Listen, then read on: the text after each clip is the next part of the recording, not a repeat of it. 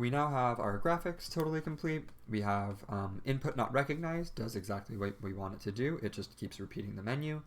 And exit works. It doesn't repeat the menu. It doesn't call the main. It doesn't do this at the end. It says thank you for using Caesar Cipher, and that's it. Maybe I'll do an extra print just to space that out. So from here, we have to implement the encode and decode functions. And this is something that I think it's worth thinking a little bit about. What I would like to do, ideally, is implement, there we are. So ideally, what I would like to do is I realize that the way that the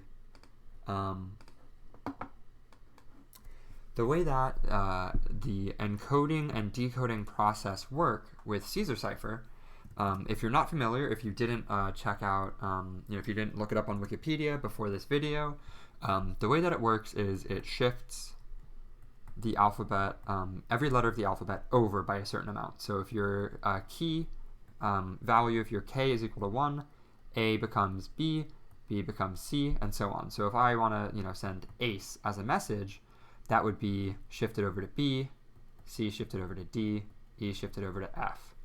So if you think about it, if we can represent letters as numbers, which we can, there's a standard. There's a standard for doing that called ASCII, which we'll be using, and I believe 67 is the number for A.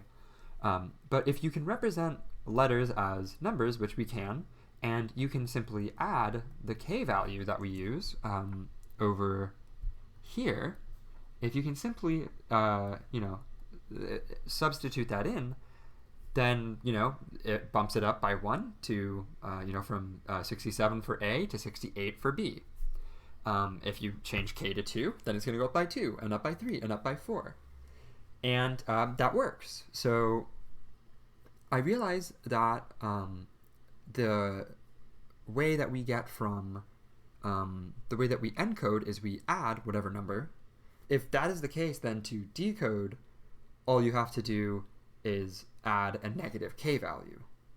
And so using that idea, we can both encode and decode using the exact same function. We can have a function that is just maybe decipher or whatever, calculate, whatever you want to call it, something neutral. And basically, if user input is encode, then we just make the K value positive, and if it's decode, we make the K value negative.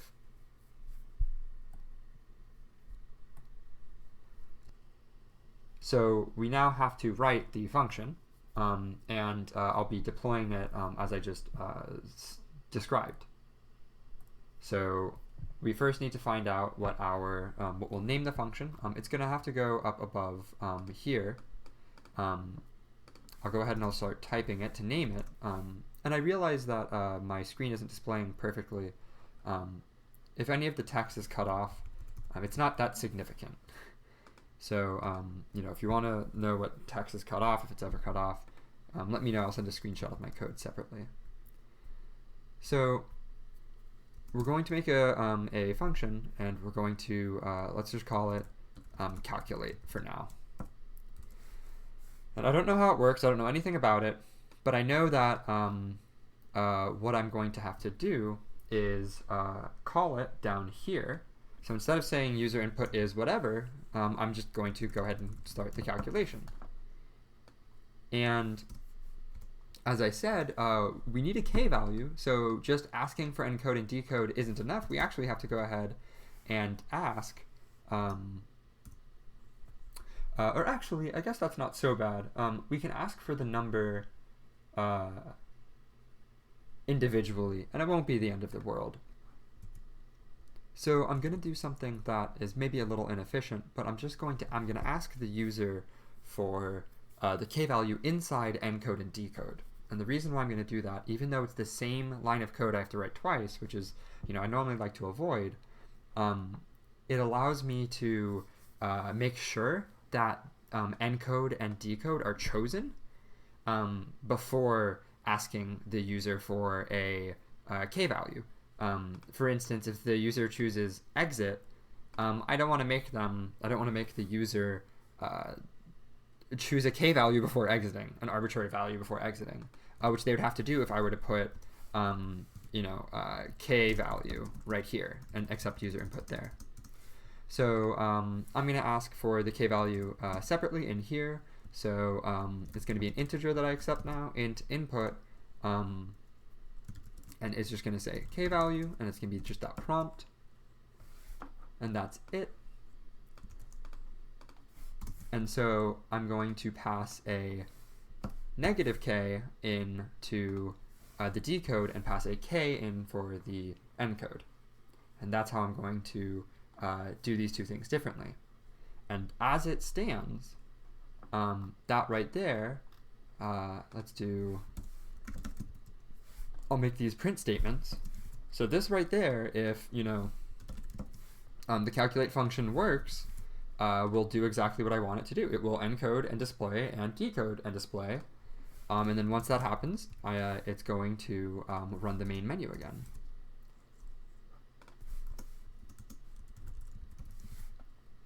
I feel like I don't have enough parentheses here. Yes, I do. Okay. I don't have enough parentheses here. There it is. These colors are horrible together. I apologize for all this purple and pink and green and all this. Oh, man.